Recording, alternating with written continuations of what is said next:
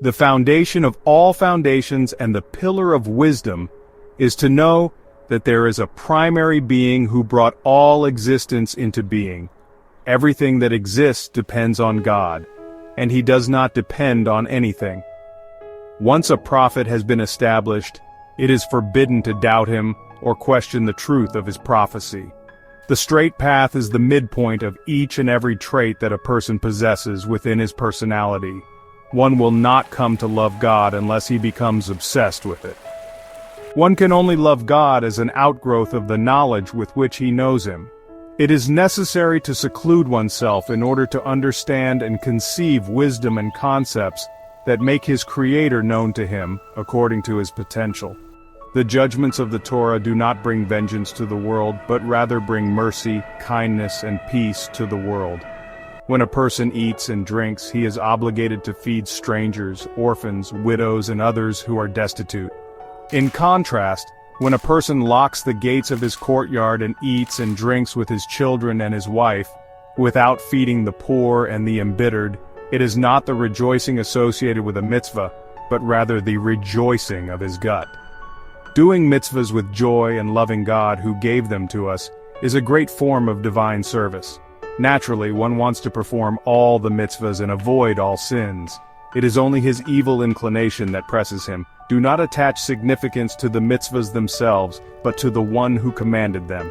It is best never to take an oath. If, however, one transgressed and swore, he should go through great pains to keep his word. A person should never consecrate all of his property. This is not piety, but foolishness.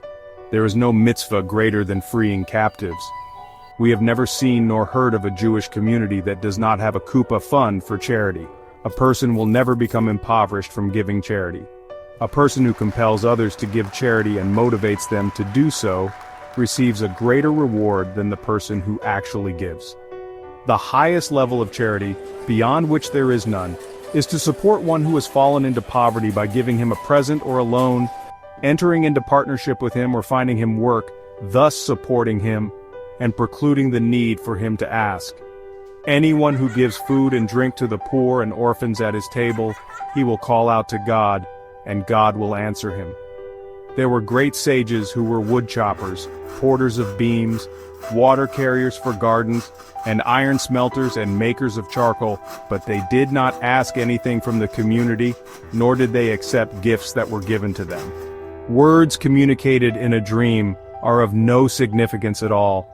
Not only the tribe of Levi was chosen by God, but any human, man or woman who is spiritually motivated and has the intellectual understanding to set himself aside and stand before God to serve him and minister to him and to know God, proceeding justly as God made him, removing from his neck the burden of the many plans people pursue. He is sanctified as Holy of Holies, and God will be his portion and heritage forever.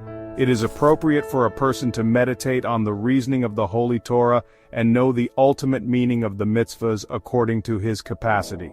If, however, he cannot find a reason or motivating rationale for a practice, he shouldn't regard it lightly. Most of the Torah laws were given to us to improve our character and direct our deeds. Once one has decided to cleanse himself from thinking about sinning and other evil thoughts, God in his mercy will cleanse him. The Torah showed concern for the lives of both the wicked and the righteous, for they are attached to God and believe in the fundamentals of our faith. Any court that continuously negotiates a compromise is praiseworthy. Anyone who does not believe in Moshiach or does not await his coming denies not only the statements of the other prophets, but those of the Torah and Moses, our teacher. The main thrust of the matter is, this Torah, its statutes and its laws are everlasting. We may not add to them or detract from them.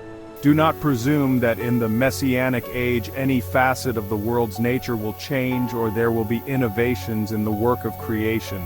Rather, the world will continue according to its pattern.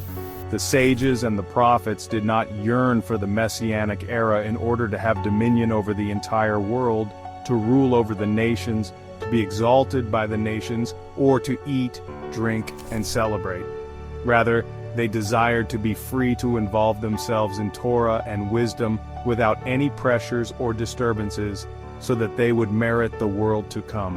In that era, there will be neither famine or war, envy or competition, for good will flow in abundance, and all the delights will be freely available as dust.